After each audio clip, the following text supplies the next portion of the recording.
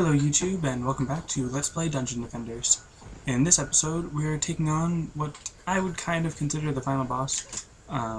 There are other missions and maps and stuff that you can go on, but for the most part, this is where I usually stop and then start going back on the levels I've already been to and do a harder difficulty. So, with that in mind, after this level, would you prefer I go on to a couple of the later maps, like, if you're familiar with the game, Glitterhelm Caverns, I think it's called, and then maybe try the Eternia Crystal Shards maps on medium, or maybe even easy, because I don't really play those levels very often.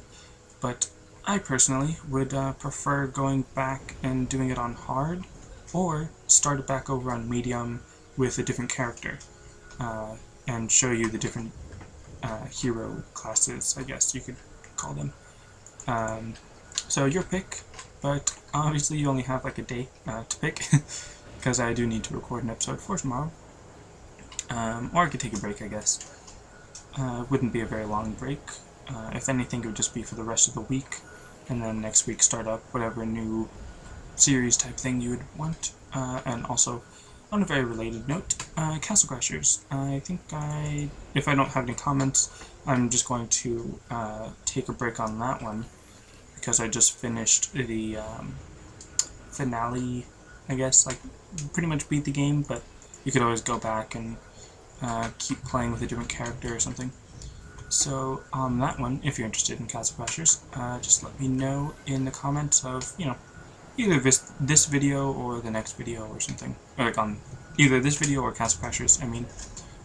But really, if you comment on pretty much any video, then I'm gonna know. Like, I get notified when people comment. And anyways, I should talk about how I'm building this stage. I'm building it in the containment method strategy, just so that all the enemies are going to stay within their little area away from where the boss is, because this boss is actually pretty difficult for a builder, because on most of the bosses there's just a clear path where the boss will be, and then you can just set up your defenses to take him down. But this boss is a little different, and I'll explain a little bit more why when I'm actually fighting the boss. But for this one, I definitely suggest using the containment method, like I'm using, and I probably should have planned out whether or not I would actually need to build spike blockades first, or if I could have just put harpoon turrets when I was running around here anyways. But I think I should have enough. Yeah, I should have enough mana. So anyways, just in this map, I recommend that you use containment in some sort of method. Make sure, especially for this part right here, that you have this lane covered. You might be able to put your defenses a little farther back, but if you don't cover that part in particular, every wave there will be an ogre or maybe two that will just kind of get stuck, walking back and forth, not knowing which way to go, just in that little corner. And it can make your wave last a lot longer, which means that you'll be getting less experience for, or less bonus experience for the wave length. But in some cases, it is helpful, like, because of the way that the boss is set up, or like the boss wave. You could also put some defenses here just to shoot out that way, but I don't really find them necessary since those other defenses are good enough. But as I was saying, sometimes it could be helpful to have that little delay, because when the boss starts appearing, you've only got like 15 seconds to repair all your defenses and move into position or something. So having that extra ogre, or not ogre, orc, having that extra delay from the orc just walking back and forth could help you repair your defenses or move into position or something. But the 15 seconds are usually good, depending on how much health your defenses have and everything. And then of course there's just that little pause where half the enemies have already come out of their doors, and then you need to wait for the other half, because they don't want to swarm you too much with enemies, but then they don't want to only give you a few enemies per wave, so they sort of split the wave up between the two. which is the best I can describe why they would do that. I don't really know exactly. I haven't talked to the developers or anything. But anyways, this is actually pretty much the... Actually, no. I was going to say this is the only setup you need, but there's actually a little bit more. For the first wave, this is all you need, just to cover those doors. But starting the next wave, which is, I think it's wave 6, which... Why did they start off in wave 5? I will never know that. But now there's wyverns. Those you gotta look out for, obviously, because they'll attack your crystal. But kind of a similar strategy to the Royal Gardens. Place it really close to the crystal, but facing, not that way, facing this way, because the wyverns will come up from forward and from the side. So just kind of keep that in mind. You probably have enough defense units to put 4 harpoon turrets, just 1 on each compass direction, and you should be good. You should be good with just 2, depending on your stats, but it's always nice to be a little over-prepared. And also something that I'm just going to prepare for now is that there's going to be ogres coming through this main door down here, and I usually set this up with some spike blockades and harpoon turrets, or maybe even some bowling ball tower turrets, bowling ball things. But this time I'm actually going to use the slice and dice blockade. Not 100% sure why, but I never really use them, and I think it's kind of time that I try using them. And they are pretty effective against ogres, because the ogres are more close-range attackers. And they're not coming this way, but for when they do come, the Slice and Dice blockade will be ready. And there's plenty plenty of mana on the map. If you feel like you need to upgrade your defenses, or just build a few more. And because I really don't like wyverns, and they tend to get annoying and get through to my defenses somehow, some way, I'm actually just going to put that other one, oops, I cancelled it right before it was done. I'm just going to put the 3rd turret there, because I know that they don't come from that direction. So you don't need to cover that way. I don't know which direction that would be, like north or south or anything. From the way I'm facing, you don't need to cover the south by putting a harpoon turret on the north from where I'm facing. So anyways, the defenses that I have now should be good. I might need to upgrade them a little bit once the waves get a little bit harder, but for right now they're good. Another thing is that because the harpoon turrets are kind of shooting into the stairs, they don't have as good of a pierce effect, but it is good to put them a little bit closer so that the ogres don't like come in and try to attack it. I don't think I've ever had a problem with that, but it's just something to think about when you're placing your turrets there. And about to level up. Alright. Just putting it even across the board, upgrade all my stats equally. But again, I don't really know if that's actually a good idea or not. Alright, so now there will be an ogre. Hopefully those slice and dice will be good. And I think I'm just going to go around and upgrade everything during the round. So I have 600 mana, which is also just like a bit of a trivia thing, I guess. Because each level that you gain, you get plus 20 to your maximum mana that you can hold. And you started out with 20 mana, so when you get to level 1, you have 40, pretty much. Because of the way that system works, you'll always end up with an even 100 max mana, like 600 or 400, every 5 levels, which you might think, well, then it should be every 5 and every 10, and then 15, 20, 25, 30 and everything. But actually it ends up landing on the 4s and 9s. So on level 4 you have 100 mana, at level 9 you have 200 mana, and then now at level 29 you have 600 mana. So it's kind of interesting the way that works, at least it's interesting to me. I'm going to go down to those spike blockades to see how they're doing. I can't actually tell from here whether or not they're actually hurting it, and I don't think they are hurting it, which is very interesting. I could have sworn they'd be good enough to hit it. I guess not. Oh well. I can just put down some harpoon turrets.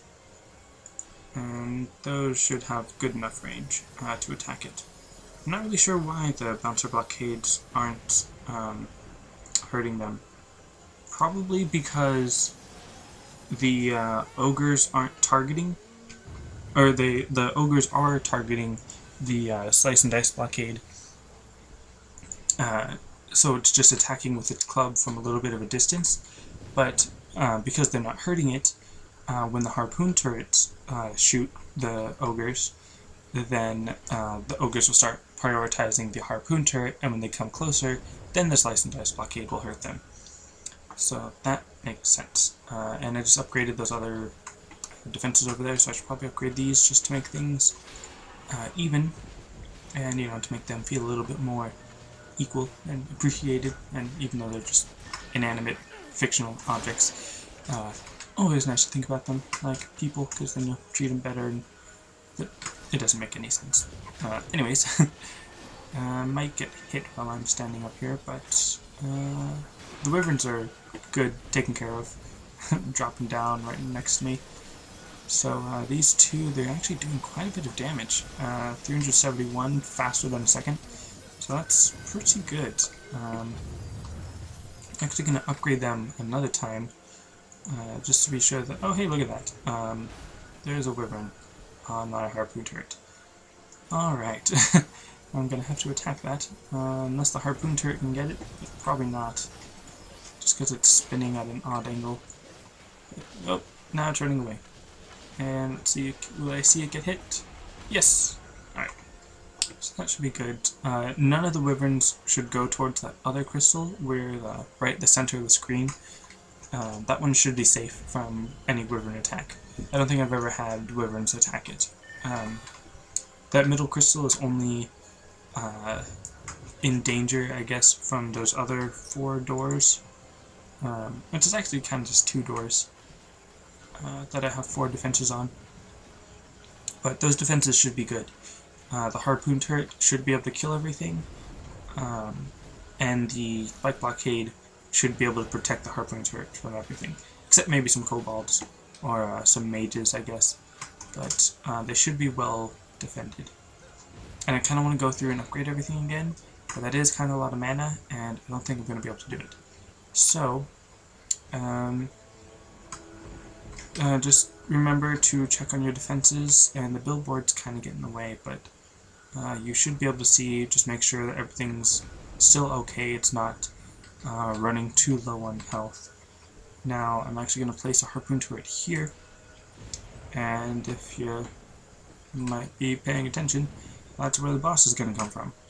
Now, also, if you were paying attention, on the Ramparts stage, there were some giant harpoon turrets, or well, there's one giant harpoon turret, similar to the 4 that are on this stage. And obviously those are used, actually they're called ballistas, I shouldn't call them giant harpoon turrets, but those are actually used to take down the boss. And I realized, like this episode, I realized that I haven't been showing you the little cinematics that talk about each of the bosses after you've defeated them, and sort of like the midway cutscene type thing. But this is actually the final wave. I just didn't realize that. It's actually good that I'm building these in. Alright. Just gonna start the wave now. My defenses should hold. They're not that hurt, and I don't think the final wave is actually that much stronger in this. Ooh, that's right. I wanted to upgrade my weapon just for this boss fight, because I'm gonna need to do a lot of attacking on my own without my defenses. So I meant to do that. Dang it. Alright, oh, what? Oh, it's this guy. Alright, if you're ever being troubled by a warrior, just kind of stand in the line of fire of a harpoon turret, and apparently that's not good enough. Alright, let's come a little closer, and just let the harpoon turret take care of it for you. Alright, so this is 40, And no, I think my current weapon is a little stronger than that. Just heal myself before I die and use all my mana. And then I would also lose some kind of bonus for not getting hit. I'm trying to find something to increase my hero attack rather than just like my defense attack, which sounds like an oxymoron, like defense attack. Anyways, let's see. No, that's a terrible weapon.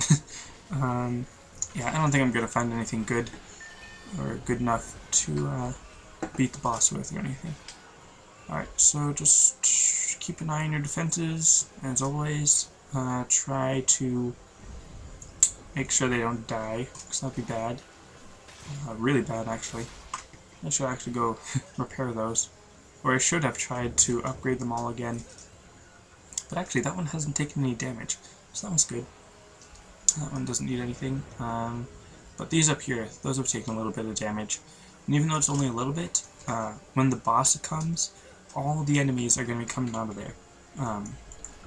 Or all the enemies are just going to keep coming. So, I like how the warrior just kind of jumps on my head. And the harpoon turret is easily taken down. But,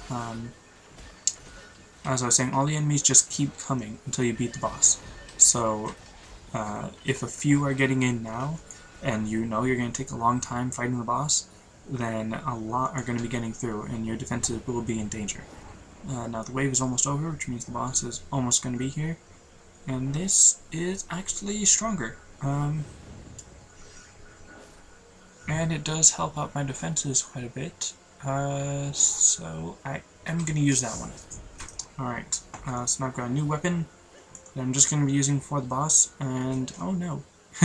Those defenses on the bottom, they do not look good. And also, I just realized there's an orc back there that got through my defenses. I don't even know how that happened. How did it make it all the way over here? It's strange. Oh well, this is a nice weapon. Slice right through him and upgrade that, and then I have to go back down there because there's a warrior. How did the warrior get through? Oh my goodness. So obviously this defense isn't foolproof. It's always nice to be near your defenses to be able to take care of them like that, and of course now he's going up to the crystal. Alright, and the wyverns did a bit of damage. Haha. He thinks electric type will help him. Anyways, I probably shouldn't have killed him, actually. That's gonna be helpful. Alright, boss approaches. I should repair these in the time that I have. And then, uh-oh. It's actually not good. I don't think we're gonna have enough time to move into position, and... oh wow, they got rid of a, spike blockade. That's dangerous. I should have put another spike blockade there, but I really need to get into position before the boss gets here, and I don't think we're going to have enough time. I needed more movement speed, which is why the blood rage is helpful, but I don't think it's going to be enough. Oh no. Here it comes. It is the ancient dragon, as it shall soon say on the screen. And it's funny, because in the cinematic, it looks more blue, but then here it's like a dull gray. And of course my harpoon turret is just right in the way. But the ancient dragon, it doesn't actually really like stay on the screen or on the map. It'll just sort of land there on the corner, and then shoot fireballs and fire breathe and everything. And it's funny, it starts flying to its right or our left, but then it just turns around and comes right, or at least it usually does. Okay. Way to stray from the norm. It usually comes around the other way, which is why I was standing over there by that ballista. But now it's just going to keep going, and okay, good, it stopped. Well, it didn't really stop, it's just flying back and forth now, shooting fireballs at me and defenses. Now you just gotta come up here and press E to activate, and if you're lucky, you can get a shot off that. And then it'll appear over here, and then my harpoon turret will be nice enough to attack it, but obviously that's not doing that much damage. So it's going to take some time, and that fire does do quite a bit to your defenses. Alright, let's try to get in here and do some damage myself. even though I'm not a hero class, or like a hero fighter type of, oh wow. So yeah, I'm gonna die a lot without doing very much damage to it, but thankfully I do have those, what's it called, harpoon turrets, so that'll be good. And the bottom, they might need a bit of help, but I do have those slice and dice blockades, so that'll be good, plus the other 2 harpoon turrets, so I'm not too worried about that. I've almost got it to about half health already, so this shouldn't take too long. And timing right, and shooting. That did 10,000, so that's actually quite a bit of damage just from that ballista. So you don't have to worry too much about being able to do damage here, because if you hit him with the ballista, I think about 10 times, that should be enough to kill it. But that is quite a bit of ballista firing, and you can see it kind of start charging up, and whew, that was close. That did quite a bit of damage. And which way is it going? It's going this way. Yes, okay. Good, go back to that ballista. And I wish I still had some more mana to use my blood rage, and this is actually going to go a bit quicker than I thought it would. Quick. And yes, still got it. Alright, so this should probably be the last one. It doesn't always like switch from the left to middle to right that often. It's usually pretty random which side it goes to, and that harpoon turret I think is going to do it. Unless the fire kills it. Just one more shot. I'm dead. But yay, it killed it. Alright, so I'll let you watch this little cinematic. Defeated by the team's relentless attack, collapses, plummeting to the ground in a ball of flame. With their final foe defeated, the pupils, nay, heroes, gather together and celebrate their victory. The Squire raises his fist to the sky and realizes that the purest form of strength is the willpower to do what is right. And one thing is certain for all. The realm of Etheria is now protected by a new generation of legends, and the old ones will not see the light of day under their watch. Alright, so that was just a little ending cinematic, and then these are the credits, which is why I consider this to be the final stage. Then there are a few little bonus stages, plus the challenges, plus the Eternia Crystal Shard thing, which is actually DLC that I do have, by the way. So there is the Apprentice that I can finish the Let's Play for, the Huntress, which I really don't want to play as the Huntress. Not just like, oh, she's a girl, I don't want to play as a girl, but I really don't like her defenses, and I've never really been good at using her as an attacker. So I don't really want to play as her, but if I do, I will have to learn how to use her defenses well. Then I can play as the Monk, which is actually like my second favorite class, which can actually be a little bit difficult for new players. And then there's also some DLC characters. There are 4 characters that are essentially the main 4, but reverse gender. So it's like a girl apprentice, a girl squire, a guy huntress, and a girl monk. They have their own names. They're the adept, the countess, the what's it called? The ranger, and the initiate. So I could play as one of those. I would probably want to play as the ranger, or if you want me to play as the huntress, I'll probably end up playing as the ranger, because they're very similar. Their defenses are the exact same, but their hero abilities are different a little bit. But anyways, then there's also the summoner, the barbarian, the jester, I think it's called, and the series EV. I also have those 4. Of those 4, I would probably want to play as the summoner or the series EV, because they're better builders than the other 2.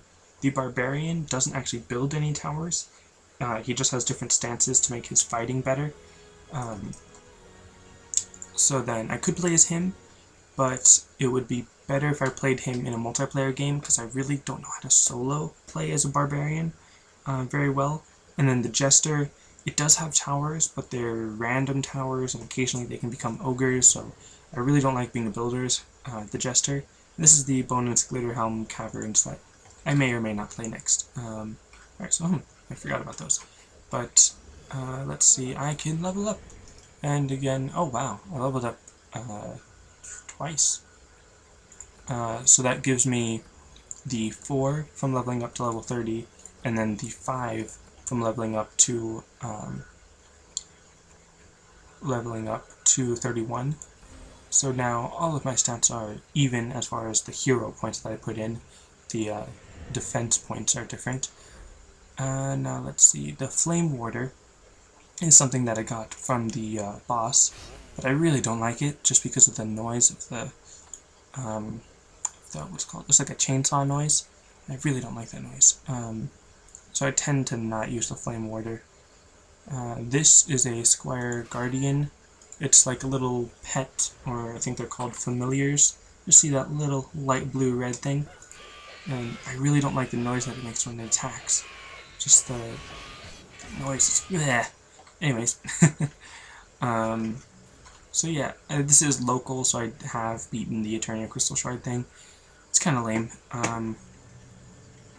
Alright, so that's pretty much it for this episode. Just let me know in the comments what you'd like me to do to continue this series. And also, like I said, if there's no comments, I'll probably just take a little bit of a break from this. And that's it for this episode. Thanks for watching, and I'll see you next time.